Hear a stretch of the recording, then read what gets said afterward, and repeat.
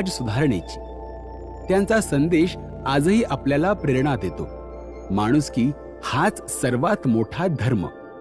भगवान बाबा आज असते तर त्यांनी सद्यस्थितीवर काय उपदेश केला असता?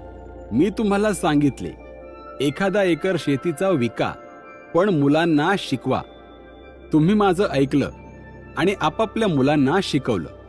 त्यामुळे आज समाजात हजारो पोलीस आहेत, जवान आहेत, हजारो शिक्षक आहेत, हजारोंच्या संख्येने प्राध्यापक, वकील, डॉक्टर, इंजिनियर आहेत.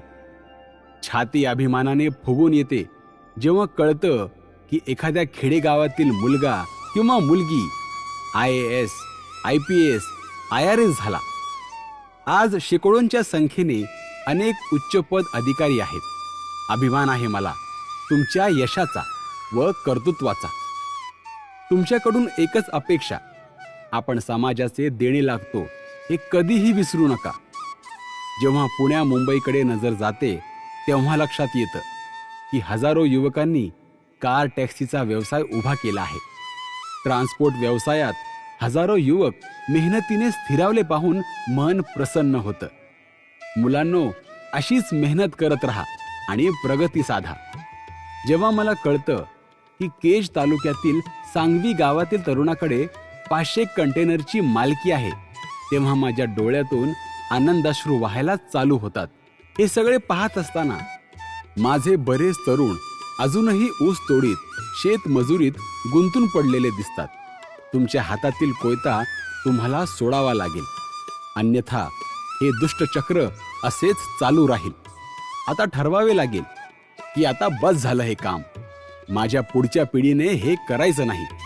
आपल्या मुलाबाळांना चांगले शिक्षण देऊन नोकरी, व्यवसाय, उद्योग किंवा आधुनिक शेतीच्या मार्गावर आणावे लागेल.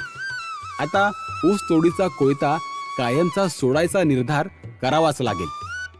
नवीन वाट आपोआप दिसायला चालू होतील. बराच समाज खेड्यापाड्यातून, डोंगर दऱ्यातून पुण्या मुंबईकडे पोहोचला आणि शिक्षणाच्या जोरावर नोकरीत, व्यवसायात स्थिरावला. आता इथंच थांबायचं नाही. आता जग पादाक्रांत करायचंय. ऑस्ट्रेलिया, युरोप, अरब देश, आफ्रिका अशा वेगवेगळ्या भागात आपले युवक युवती नोकऱ्या किंवा व्यवसाय करताना दिसले पाहिजेत. आणि तुम्ही ठरवले तर हे तुम्ही नक्की साध्य करणार. आता मोठ्या प्रमाणावर व्यवसाय व उद्योग क्षेत्रात झेप घ्यावी लागेल. एकमेकांना सहकार्याची भावना वाढीस लागणे हे फार महत्वाचे आहे. आणि एक महत्वाचे म्हणजे संघटित राहा. गुणवंत विद्यार्थ्यांवर जात पाहून कुठल्या तरी षडयंत्राने अन्याय केला जातो तेव्हा मनाला प्रचंड वेदना होतात. त्याच वेळी या अन्यायाविरोधात लढणाऱ्यांचे तेवढेच कौतुक पण वाटतं. परत सांगतो, अन्याय अत्याचार सहन करायचा नाही. स्वावलंबी बना, पण हेही करताना माणुसकी जपा, अन्यथा शिक्षणाला अर्थ राहणार नाही.